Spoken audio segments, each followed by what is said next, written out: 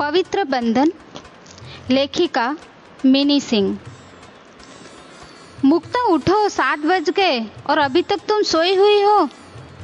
अपनी पत्नी मुक्ता को उठाते हुए विवेक बोला। सोने दो ना विवेक, आज संडे है। नींद में ही मुक्ता बोली। पता है मुझे आज संडे है, पर तुम भूल गई कि आज महिमा आने वाली है, उसे लेने भी तो जाना है। लेकिन मुक्ता कहने लगी कि वह चला जाए, उसे बहुत नींद आ रही है। अरे ये क्या बात हुई, बुरा लग जाएगा ना उसे। चलो उठो, अब तक मैं चाय बना लाता हूँ, कहकर विवेक किचन की तरफ चला गया। ये महिमा की बच्ची भी ना नींद पर पानी फेर दिया मेरे। एक दिन तो छुट्टी मिलती है आराम से सोने के लिए, वो भी इस मैडम ने बिगाड़ दिया। मन ही मन बुदबुदाते हुए मुक्ता बाथरूम में घुस गई और जब तक वह फ्रेश होकर निकली, विवेक चाय के साथ बिस्कुट लेकर हाजिर हो गया। महिमा की ट्रेन सुबह 9:45 पर थी, लेकिन गाड़ी का कोई ठिकाना नहीं होता कि कभी कभी वह वक्त से पहले भी आ जाती है। यह सोचकर विवेक घर से 1 घंटा पहले ही निकल गया, क्योंकि करीब 20-25 मिनट तो उसे स्टेशन पहुंचने में ही लग जाएगा। विवेक लंबी सी जमाई लेते हुए मुक्ता बोली, क्यों इतनी जल्दी निकल आए हम घर से? गाड़ी आने में तो अभी 1.5 घंटा बाकी है। इतनी देर कहाँ बैठेंगे बताओ? तुम भी ना बहुत हड़बड़ाते हो। झुंझलाहट साफ थी मुक्ता के चेहरे पर, क्योंकि उसे सच में बहुत ही नींद आ रही थी। छुट्टी के दिन वह 12-1 बजे से पहले कभी नहीं उठती है, लेकिन आज उसे सुबह 7 बजे ही उठना पड़ा। तो भन्ना उठी वह। मुक्ता को गुस्साते देख विवेक कहने लगा कि वह चाहे तो जाकर पीछे वाली सीट पर सो सकती है, पर उसने नहीं, चल जाएगा, कोई बात नहीं कहकर मना कर दिया और बाहर खिड़की से झांक कर देखने लगी। सुबह की ठंडी ठंडी हवा के झोंके से उसकी नींद कहाँ पूर्ण हो गई पता ही नहीं चला। महिमा के आने से मुक्ता भी बहुत खुश थी, और हो भी क्यों ना, आखिर वो उसकी छोटी बहन है। पिछली बार वह जो यहाँ आई थी तब 1 हफ्ते बाद ही अपने पापा के साथ चली गई थी, लेकिन इस बार वो यहाँ रहने का लंबा प्रोग्राम बनाकर आ रही है। देखो, सही कहा था ना मैंने, ट्रेन अपने वक्त से पहले आ रही है। ट्रेन आने की घोषणा सुन विवेक बोला। स्टेशन पर मुक्ता और विवेक को खड़े देख महिमा का चेहरा खिल उठा। बहन से मिलते ही भींचकर उसे गले से लगा लिया और फिर विवेक से हाथ मिलाकर उसका हालचाल भी पूछा, तो हंसते हुए उसने जवाब दिया कि वह ठीक है। क्या बात है मोहू, तू तो पहले से ही ज़्यादा सुंदर और स्मार्ट दिखने लगी है।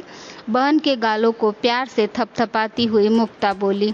क्यों विवेक, देखो तो महिमा पहले से भी ज़्यादा सुंदर दिखने लगी है ना? रूप निखर रहा है इसका। क्या लगाती है, फेयर एंड लवली या देसी नुस्खा? मुक्ता प्यार से अपनी बहन को मुँह बुलाती है। देसी नुस्खा दी, हंसते हुए उसने कहा। वो सब छोड़ो, पहले ये बताओ कि जीजू इतने दुबले क्यों हो गए हैं?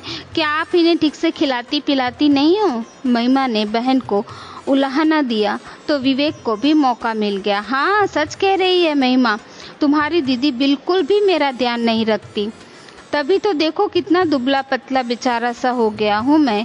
महिमा का सामान गाड़ी की डिक्की में रखती हुई अजीब सा मुंह बनाकर विवेक बोला।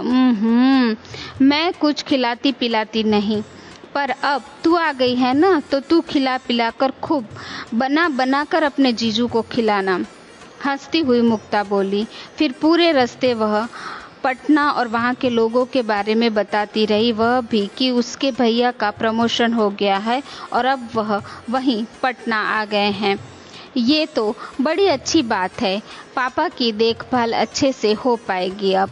वैसे पापा की तबीयत तो ठीक रहती है ना? मुक्ता ने पूछा। पापा तो बिल्कुल फिट है दी, अपनी आंखें चमकाती हुई महिमा बोली। रोज सुबह सैर और योगा करना नहीं भूलते, खाना भी एकदम कायदे से लेते हैं, ऐसा नहीं कि कुछ भी खा लिया। सच कह दूं, आज हम युवाओं से ज़्यादा बुजुर्ग लोग अपनी सेहत पर ध्यान रखते हैं, जो अच्छी बात है, लेकिन युवा आज एक दूसरे से आगे बढ़ने की होड़ में ऐसे भाग रहे हैं कि अपनी सेहत की उन्हें चिंता ही नहीं। उनकी बात पर मुक्ता ने भी हामी भरी कि वह सही कह रही है, क्योंकि वह भी अपने सेहत पर कहाँ ध्यान दे पाती है। ऑफिस और घर के बीच में ऐसी पिसती रहती है कि अपने लिए उसे समय ही नहीं मिलता। दोनों बहनों को बातों में मशगूल देख पीछे मुड़कर विवेक बोला, अरे भाई, मुझसे भी कोई बात करेगा या ड्राइवर ही समझ लिया है आप दोनों ने मुझे। उसकी बातों पर दोनों खिलखिलाकर हंस पड़ी। वैसे मेरी प्यारी साली साहिबा, आपको यहाँ आने में कोई तकलीफ तो नहीं हुई ना? नहीं जीजू, कोई तकलीफ नहीं हुई। और फिर एसी बोगी में तो आराम ही आराम होता है, पता ही नहीं चल पाता कि पटना से ट्रेन अहमदाबाद पहुँच गई। वैसे जीजू, आप लग बड़े स्मार्ट रहे हो, एकदम रणबीर सिंह की तरह। यह दी के प्यार का असर है या कोई और बात है? बताओ बताओ। पहले तो थैंक यू मुझे स्मार्ट बोलने के लिए। फिर बता दूं साली साहिबा, ऐसी कोई बात नहीं है, क्योंकि तुम्हारी दीदी मुझे छोड़ती ही नहीं जो मैं जरा इधर उधर झांक लूं। हंसते हुए विवेक बोला, वैसे आप भी किसी हीरोइन से कम नहीं लगती हैं। अपनी तारीफ सुन महिमा मुस्कुरा पड़ी। बातें करती हुई वह खिड़की के बाहर ही देख रही थी। बड़ी बड़ी बिल्डिंगें, घर, कंपनियां, मॉल देख देख कर उसकी तो आंखें चुंधिया सी गई। कुछ ही देर बाद गाड़ी एक बड़े से टावर के पास आकर रुक गई। वाह जीजू, आपका यह घर तो पहले वाले घर से भी बड़ा है। घर में कदम रखते ही महिमा की आंखें चमक उठी। और ये बालकनी तो देखो, जैसे एक कमरा ही हो। वाह, कितना अच्छा नज़ारा दिख रहा है बाहर का। बहुत मज़ा आता होगा ना आप दोनों को यहाँ बैठकर चाय पीने में। और वहाँ पटना में एक हमारा घर, मुंह बनाती हुई महिमा कहने लगी। बस खिड़की और दरवाजे से ही झांकते रहो। और इंसान भी वहाँ के इतने बोरिंग और इरिटेटिंग है कि पूछो मत। लड़की देखी नहीं कि घूरने लगते हैं, जैसे कि खा ही जाएंगे। इसलिए पापा भैया मुझे घर से ज़्यादा बाहर निकलने ही नहीं देते। उनकी बात पर चुटकी लेते हुए विवेक बोला, अब लड़के तुम जैसी खूबसूरत लड़कियों को नहीं घूरेंगे तो फिर किसे घूरेंगे? लेकिन तुमने यहाँ आकर अच्छा नहीं किया महिमा। बेचारे, अब उन सारे लड़कों का क्या होगा? किसे घूरेंगे अब वो? विवेक की बातों पर मुक्ता को भी जोर से हंसी आ गई। ले लो मजे, ले लो आप दोनों भी, झूठा गुस्सा दिखाती हुई महिमा बोली। चलो अब बाकी की बातें बाद में, पहले फ्रेश हो जाओ, तब तक मैं सबके लिए चाय बना कर लाती हूँ। कहकर मुक्ता किचन में चली गई और महिमा फ्रेश होने यहाँ का बड़ा और साफ सुथरा बाथरूम देखकर महिमा का मन खुश हो गया। मन तो किया झरने के नीचे खड़े होकर पहले खूब नहा ले, लेकिन मुक्ता ने आवाज़ दी तो वह बाहर आ गई। दोनों को चाय देकर मुक्ता अपनी भी चाय लेकर बालकनी में आ गई और चाय के साथ बातों का सिलसिला चल पड़ा। मुक्ता पटना और वहाँ के लोगों के बारे में हालचाल खबर लेती रही और महिमा यहाँ के बारे में जानकारी प्राप्त करने लगी। इसी बीच जीजा साली की नोक झोंक और हंसी मजाक भी चलती रही। शाम को तीनों बाहर घूमने निकल पड़े और बाहर से ही खा पी कर देर रात वापस आए। अब इसी तरह उनका रूटीन लाइफ बन गई। हर छुट्टी वाले दिन ये लोग कहीं न कहीं घूमने फिरने निकल पड़ते थे। भाई बहन का रिश्ता बड़ा पवित्र होता है, लेकिन इनमें लड़ाई झगड़ा और नोक झोंक भी चलती रहती है। ठीक उसी तरह महिमा और विवेक का रिश्ता था। अक्सर दोनों में नोक झोंक और शरारतें होती रहती थी, लेकिन उनके बीच एक दूसरे के लिए प्रेम और सम्मान भी उतना ही था। दोनों अक्सर एक दूसरे की टांग की खिंचाई करते, जिससे घर में मनोरंजन बना रहता था। महिमा के बचपन पर भी कभी कभार मुक्ता उसे डांट देती और आगे बढ़कर विवेक उसका बचाव करता और कहता कि खबरदार, कोई उसकी प्यारी साली को नहीं डांट सकता। कभी अपने पापा को याद कर महिमा उदास हो जाती तो विवेक उससे बातों से बहलाता। जब कोई फैमिली मीटिंग या वगैरह में महिमा बोर होने लगती तो विवेक उसे बोर नहीं होने देता था। कितना भी व्यस्त क्यों ना हो, अपने काम में महिमा को मैसेज का रिप्लाई तो वह जरूर करता। महिमा को कॉलेज से आने में जरा भी देर हो जाती तो वह फोन पर फोन करने लगता। उसके ऐसे व्यवहार से मुक्ता खींच भी उठती कि क्या वह बच्ची है जो घूम जाएगी, और यह बिहार नहीं गुजरात है, इतना डरने की कोई जरूरत नहीं है। लेकिन फिर भी विवेक को महिमा की चिंता लगी रहती थी। जब तक कि वह घर वापस नहीं आ जाती थी, महिमा को वह अपनी जिम्मेदारी समझता था। महिमा भी अपने बहन बहनोई का बहुत ख्याल रखती थी। उनकी गृहस्थी में खुशियां बनी रहे, यही उसकी कामना होती थी।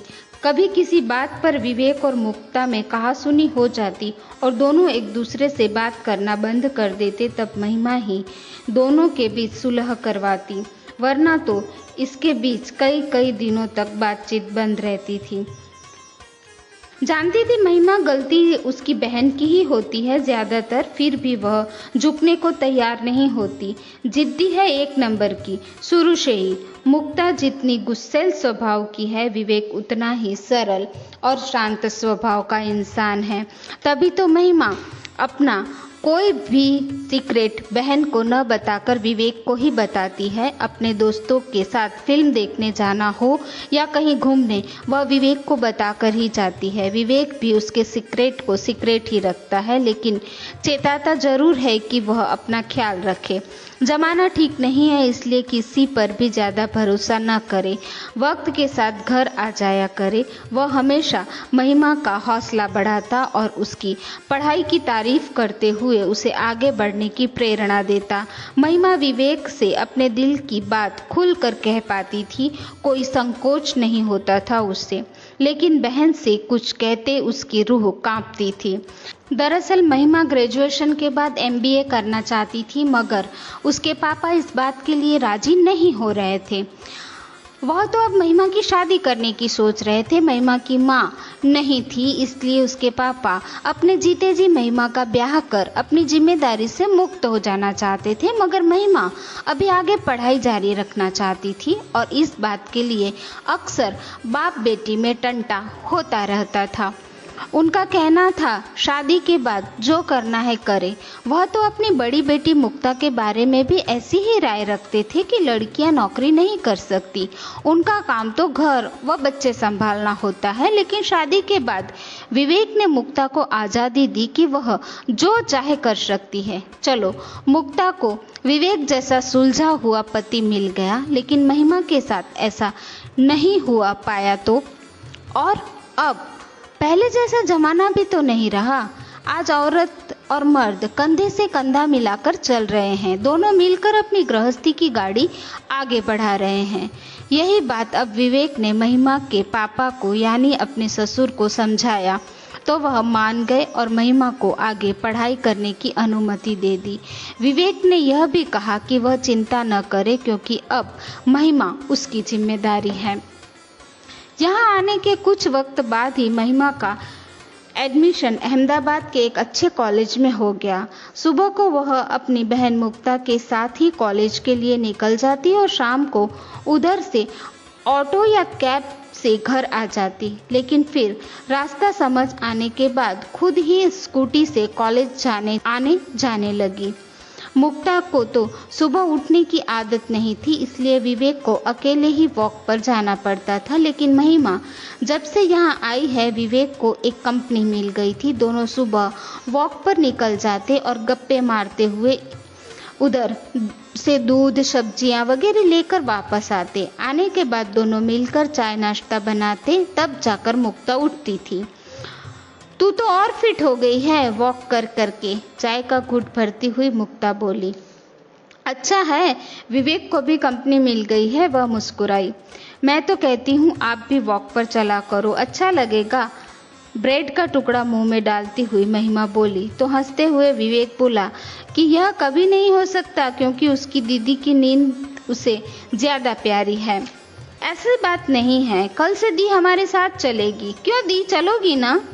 मगर मुक्ता ने यह बोलकर दोनों को चुप करा दिया कि बकवास मत करो ज़्यादा, उसे वॉक की कोई ज़रूरत नहीं है, वह ऐसे ही फिट है। वाह, क्या कॉन्फिडेंस है। हवा में हाथ लहराती हुई महिमा बोली, लेकिन मुक्ता का भाव देखकर सकपका कर चुप हो गई। इसी तरह महिमा को यहाँ आए 1 साल पूरा हो गया और अब वह पढ़ाई के दूसरे साल में चली गई। उसका तो मन था पढ़ाई पूरी होने के बाद ही अहमदाबाद वक्त में ही उसे जॉब मिल जाए, क्योंकि यहाँ का रहन सहन उसे बहुत ही भाने लगा था। मगर उसके पापा इस बात के लिए तैयार नहीं हो रहे थे। आज सुबह से ही विवेक की तबीयत कुछ ठीक नहीं लग रही थी, इसलिए वह ऑफिस से घर जल्दी आ गया। जीजू आप ठीक तो हैं ना? विवेक को सिर पर हाथ रखे देख महिमा ने पूछा तो वह कहने लगा कि कुछ नहीं, बस जरा सा सिर भारी भारी सा लग रहा है, इसलिए घर आ गया। आराम करूँगा तो ठीक हो जाएगा। मैं आपके लिए अदरक वाली चाय बनाकर लाती हूँ, कहकर वह तुरंत विवेक के लिए चाय बनाकर ले आई और उसके सिर पर तेल मालिश किया और उसे थोड़ा अच्छा लगा। अरे विवेक क्या हुआ तुम्हें? उसे सोए देख मुक्ता ने पूछा। अच्छा छोड़ो, सुनो मेरी बात, एक खुशखबरी है, मेरा ट्रांसफ़र मुंबई हो गया है। मैंने बताया था ना मेरे ट्रांसफ़र की बात चल रही है। मैंने तो हाँ बोल दिया, पर मुक्ता मेरी तो तबीयत, बोलते बोलते विवेक को जोर से खांसी सी आ गई। विवेक को खांसते देख दौड़कर महिमा पानी ले आई और पिलाया और फिर सहारा देकर उसे लिटाया, तब जाकर उसकी खांसी कम हुई। क्या बोलना चाह रहे थे आप, बोलो ना, मुक्ता बोली तो महिमा ने उसे इशारे से चुप रहने को कहा कि यह बात बाद में हो जाएगी, पहले विवेक को आराम करने दो, क्योंकि जब से वह ऑफिस से आए हैं तब से उसकी तबीयत ठीक नहीं लग रही है। पर हुआ क्या है बताओ तो? अपनी आंखें अजीब सी घुमाती हुई मुक्ता बड़बड़ करने लगी कि जरूर बाहर का कुछ उल्टा पुल्टा खा लिया होगा, इसलिए ऐसा हो रहा है। जरूरत क्या है बाहर का खाने की? लेकिन क्या अभी यह सब बातें करने का सही वक्त था? महिमा जितना उसे इशारे से चुप रहने को बोलती वह उतना ही बड़बड़ाती जा रही थी। हैरान थी महिमा कि कैसी औरत है ये, इसे अपने पति के तबीयत की भी जरा सी भी परवाह नहीं। जीजू अब कैसा फील हो रहा है आपको? विवेक के सिर पर हाथ फेरती हुई महिमा बोली। सच में बहुत गुस्सा आ रहा था उसे अपनी बहन पर कि जरा पूछती तो कि क्या हुआ है, नहीं बस अपनी ही पड़ी है। जीजू कुछ लाऊं आपके लिए, चाय कॉफ़ी या और कुछ खाने के लिए? क्योंकि ऑफिस में भी आपने लंच नहीं किया, इसलिए इशारों में विवेक ने यह कहकर मना कर दिया कि अभी वह आराम करना चाहता है। ठीक है, कहकर महिमा ने एक चादर उड़ा दी। देखो तो मुक्ता जाने किससे बात कर रही थी। महिमा को देखते ही फ़ोन रखकर पूछने लगी कि अब विवेक कैसा है? ठीक है दी, आराम कर रहे हैं। रात में भी वह उस बारे में विवेक से बात करना चाहती थी, लेकिन वह सोया था तो बोल नहीं पाया। सोचा अब सुबह ही बात होगी, लेकिन सुबह तो उसकी आँख ही नहीं खुल रही थी, शरीर आग की तरह तप रहा था। विवेक उठो, क्या हुआ तुम्हें? महिमा, मोहू इधर तो आओ जरा, देखो विवेक को तेज बुखार है। मुक्ता ने आवाज लगाई। क्या हुआ दी, जीजू को तेज बुखार है? विवेक के सिर को छूती हुई महिमा घबरा गई। ओ, सिर तो आग की तरह तप रहा है। मैं अभी थर्मामीटर लेकर आती हूँ। देखो तो 104 डिग्री बुखार है। दी बुखार तो बहुत ज़्यादा है, आप जल्दी से डॉक्टर को फ़ोन करो, तब तक मैं ठंडे पानी की पट्टियाँ रखती हूँ उसके सिर पर, कहकर वह फ्रिज से बर्फ़ वाली पानी ले आई। काफ़ी देर बाद तक भी बुखार कम नहीं हो पा रहा था। दी डॉक्टर को फिर से फ़ोन लगाओ ना, कब आएंगे? महिमा विवेक के बढ़ते हुए बुखार से परेशान थी, मगर मुक्ता इस बात से ज़्यादा परेशान थी कि कहीं उसकी ख़राब तबीयत की वजह से उसका मुंबई जाना स्थगित ना हो जाए। फिर क्या कहेगी वह अपने बॉस से? कब से वह अपने तबादले के लिए कोशिश में थी, और आज जब हुआ तो जाने यह लफड़ा कहाँ से आ गया। सोच कर ही उसका मन बैठा जा रहा था। देखने के बाद डॉक्टर ने दवाई दी और कहा कि अगर कल तक बुखार नहीं उतरा तो कुछ टेस्ट करवाने होंगे, लेकिन आज 2 दिन हो चुके थे और विवेक का बुखार जस का तस था। महिमा को इस बात का डर सता रहा था कि कहीं विवेक को डेंगू या मलेरिया ना हो गया हो, क्योंकि बारिश के मौसम में इन सब बीमारियों का खतरा बढ़ जाता है। जांच से पता चला कि विवेक को चिकनगुनिया हुआ है और प्लेटलेट काउंट भी बहुत कम आ रहे हैं। दीदी अब क्या होगा? जीजू ठीक तो हो जाएंगे ना? बोलती हुई महिमा का गला रुंध गया। हमेशा हंसने बोलने वाला और सबको खुश रखने वाला विवेक बेड पर बीमार पड़े देख महिमा को जरा भी अच्छा नहीं लग रहा था। ज़्यादा भावुक होने की ज़रूरत नहीं है, तुम्हारे जीजू कोई बच्चे नहीं हैं, तबीयत खराब है तो ठीक हो जाएगी, इसमें क्या है, मुक्ता ने कहा। तो महिमा चुप हो गई, लेकिन उसका दिल अंदर से विवेक को देख देख कर रो रहा था। चिंता तो मुझे इस बात की हो रही है मोहू कि अब मैं अपने बॉस को क्या कहूँगी, लेकिन जाना तो पड़ेगा मुझे। देख तू संभाल लेना मोहू, एकदम दृढ़ता से मुक्ता बोली। तो तुम्हें जीजू की सेहत से ज़्यादा अपनी नौकरी की पड़ी है दी। कभी महिमा ने अपनी बहन से मुंह उठाकर बात नहीं की थी, लेकिन आज उससे रहा नहीं गया। कैसी जिद्दी हो आप, यहाँ जीजू का बुखार उतर नहीं रहा और आपको जाने की पड़ी है। विवेक तो कुछ बोल ही नहीं पा रहे थे, पर वह स्तब्ध था मुक्ता के ऐसे व्यवहार से। लेकिन यह कौन सी नई बात है, कभी मुक्ता ने अपने पति की फिक्र की ही नहीं है। क्या जो आज करेगी, चाहे उसकी तबीयत कितनी भी खराब क्यों न हो या वह बुखार से तड़प ही क्यों न रहा हो, मुक्ता को उसकी जरा भी परवाह नहीं होती थी। कभी बहुत तो होता तो ऑफिस जाने से पहले उसके सिरहाने दवाई और पानी रख कर चली जाती। दवाई खा लेना, ठीक हो जाओगे। लेकिन यही विवेक मुक्ता की जरा से भी तबीयत खराब हो तो वह अपना सारा काम काज छोड़ छाड़ कर उसके सिरहाने बैठ जाता था, जब तक कि वह ठीक ना हो जाए। अपने मन में ही सोचकर विवेक अंदर ही अंदर कुहुक उठा, लेकिन क्या फ़ायदा बोलने का जब सामने वाले को बात समझ ही न आए। इसलिए इशारों से उसने महिमा को चुप रहने को कहा, क्योंकि वह बेवजह घर में कलेश नहीं चाहती थी। जानता है इस बात को लेकर मुक्ता बाद में उसका जीना हराम कर देगी। देखो विवेक, तबीयत तुम्हारी ऐसी ही नहीं रहने वाली, 1-2 दिन में ठीक हो जाओगे तुम। फिर महिमा तो है ना तुम्हारी देखभाल करने के लिए, लेकिन अगर मैं नहीं गई ना तो इतना बड़ा मौका मेरे हाथ से चला जाएगा। जानते तो हो ना, अगले साल मेरा प्रमोशन ड्यू है। दी पागल हो गई हो क्या आप? गुस्से से महिमा बोली। यहाँ आपका पति बीमार है और आपको अपने प्रमोशन की पड़ी है। जीजू से बढ़कर आपकी नौकरी है क्या? नहीं जा पाओगी मुंबई तो क्या हो जाएगा? नहीं दी, ऐसा मत करो प्लीज़। मगर मुक्ता ने किसी की भी नहीं सुनी और मुंबई चली गई। मन ही मन विवेक रो पड़ा और उसके दिल की हालत महिमा ही समझ रही थी।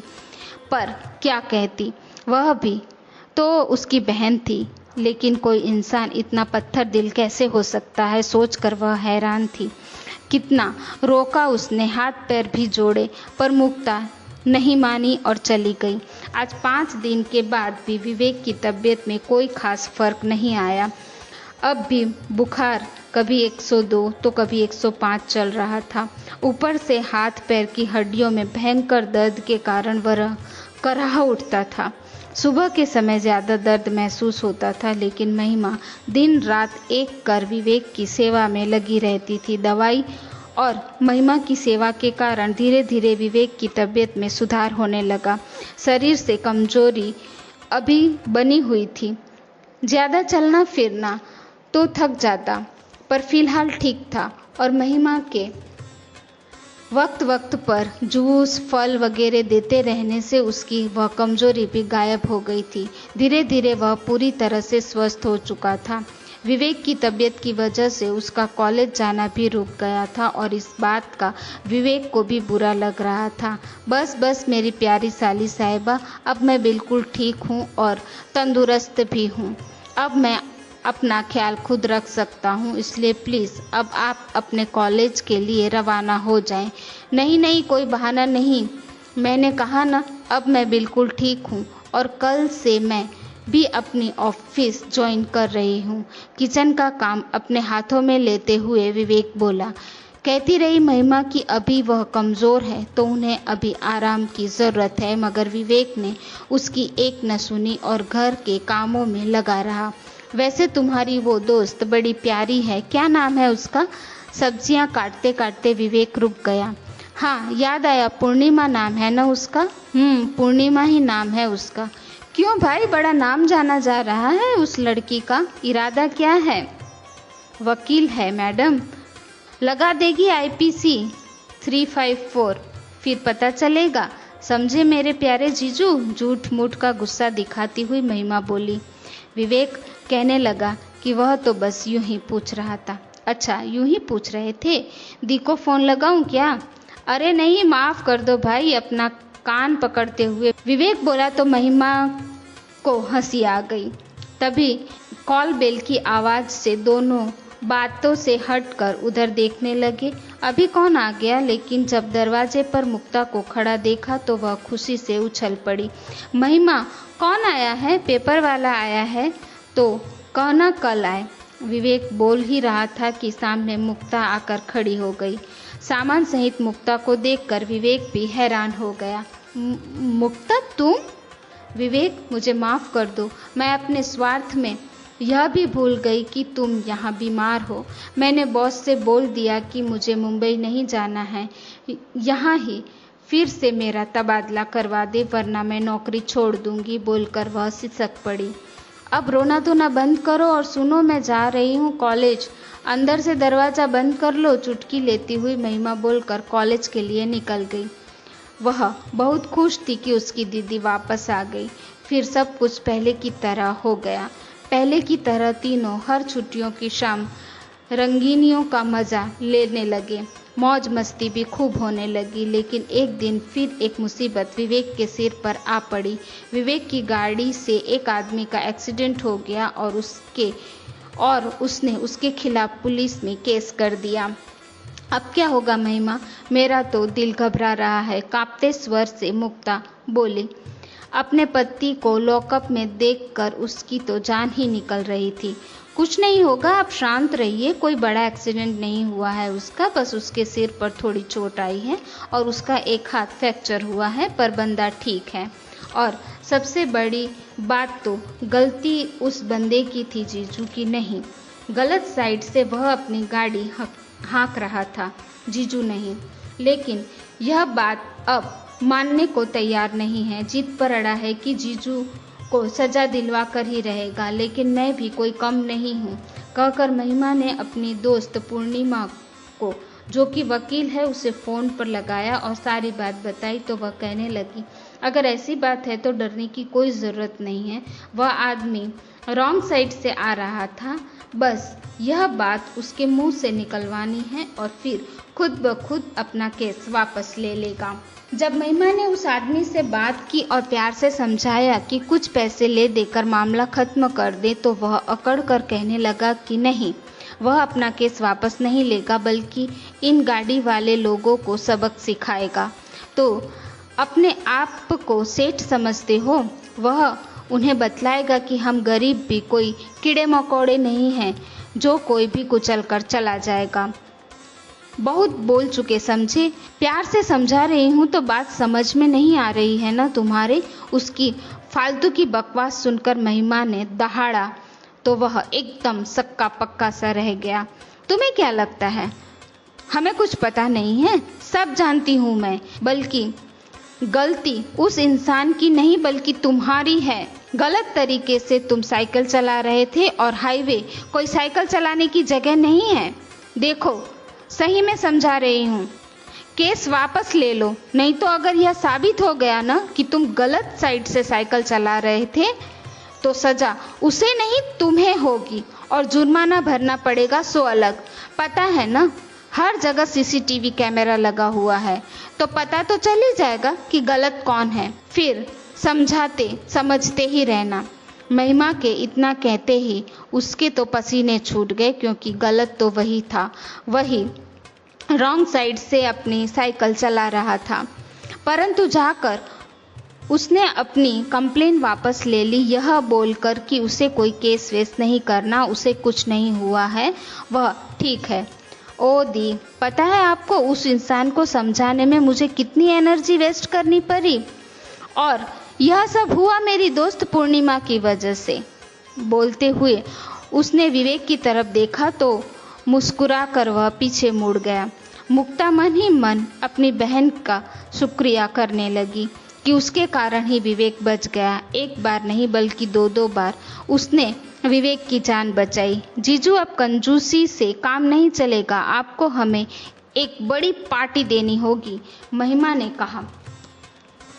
तो विवेक ने उसकी बात सहर्ष स्वीकार कर ली। अहमदाबाद के रेडिसन ब्लू होटल में विवेक ने एक पार्टी रखी जिसमें उसका दोस्त निहाल भी आया था। जीजू, पार्टी तो बहुत मज़ेदार रही, पर वह लड़का कौन था? घर लौटते वक्त जब महिमा ने पूछा तो मुक्ता और विवेक दोनों एक दूसरे को देखकर हंस पड़े। अरे हंस क्यों रहे हो आप दोनों? बताओ तो कौन था वो स्मार्ट सा लड़का? आपके साथ काम करता है क्या? महिमा यह जानने को बेताब थी कि आखिर वह लड़का था कौन और मिलने पर क्यों वह उससे ही निहारे जा रहा था। क्यों, पसंद आ गया क्या तुझे? बोल तो बात चलाऊं? मुक्ता ने प्यार की झिड़की देते हुए पूछा तो वह शर्मा गई। उस संडे सुबह सुबह मुक्ता और विवेक के कमरे से बातें करने की आवाज़ सुनकर महिमा भी वहां पहुंच गई और कहने लगी कि क्या बातें हो रही हैं। यही कि इस मुसीबत को अब इस घर से निकालना होगा। विवेक बोला। मुसीबत कौन? मैं? ओह, अब मैं मुसीबत हो गई आप दोनों के लिए। जाओ जीजू, मैं आपसे बात नहीं करती, और दीदी आप भी बहुत बुरी हो। रूठने का नाटक करती हुई महिमा ने अपना चेहरा दूसरी तरफ फेर लिया। अरे पगली, विवेक के कहने का मतलब था कि अब तुम्हारी शादी कर देनी चाहिए, लेकिन पहले यह बता वह लड़का तुझे कैसा लगा? मुक्ता बोली तो महिमा शर्मा कर उधर देखने लगी। शर्माने से काम नहीं चलेगा। साली साहिबा, बताओ कि वह लड़का तुम्हें कैसा लगा? पापा और भैया को लड़के की फ़ोटो भेज दी है, बस अब तुम्हारे हाँ करने की देर है। लेकिन शर्माती हुई महिमा यह बोलकर वहाँ से भाग गई कि उसे नहीं पता, उसका मतलब इसे भी वह लड़का पसंद है। हंसते हुए विवेक कहने लगा, जानती हो मुक्ता, जब निहाल ने पहली बार महिमा को देखा था तभी उससे प्यार हो गया था। लड़का अच्छा है, नौकरी भी हाई क्लास है, और सबसे बड़ी बात कि निहाल की जॉब भी यहीं अहमदाबाद में ही है, तो दोनों बहनें आसपास ही रह सकती हो। उसकी बात पर मुक्ता ने भी हंसते हुए सहमति जताई। उस रोज राजपथ क्लब में जब पहली बार निहाल ने महिमा को देखा था तभी उसे वह पसंद आ गई थी। महिमा की छरहली देह, सोने जैसा दमकता रंग, बड़ी बड़ी घनी पलकों से ढकी गहरी काली आंखें, घने काले बाल और गुलाबी अधरों पर छलकती मोहक मुस्कान देख कर वह महिमा का दीवाना हो गया था और सोच लिया था कि अब वही उसकी दुल्हन बनेगी। निहाल विवेक के साथ उसके ही ऑफिस में काम करता था और दोनों पहले से ही दोस्त हैं।